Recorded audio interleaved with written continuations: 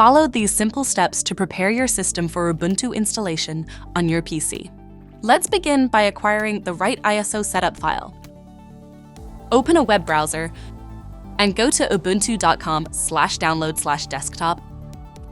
Follow the link to check if Canonical has tested and supports your model.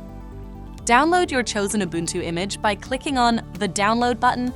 Make sure the Ubuntu ISO download is completed and uncorrupted before continuing, as a flawed download will prevent a successful bootable drive.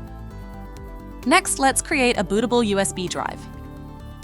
Make sure you're using a USB drive that has at least 8 GB of space. All data on the USB drive will be erased, so make sure to back up any important files before proceeding. Insert the USB drive into your computer. Click on the How to Install tab. The easiest way is to use Balena Etcher, the tool promoted by Canonical.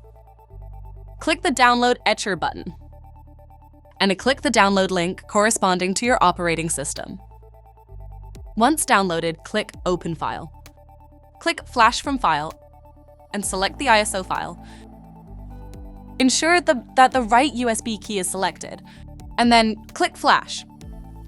The tool will write the image and show you its progress and estimated time remaining. After that, the tool will validate the USB bootable key. When finished, safely eject the disk and remove it. To install Ubuntu, insert the USB drive into the desired computer. Turn on the system.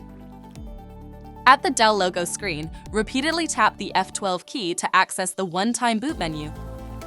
Select your USB drive from the one-time boot settings menu on the left side with the arrow keys, and then press the Enter key. Your computer will boot from the selected drive and launch Ubuntu. The Welcome to Ubuntu screen will appear, and you will then be able to start the installation. If you have any questions, please contact us via social media so we can assist you. Make sure to subscribe and check out the other videos on our channel for more Dell technology support tutorials.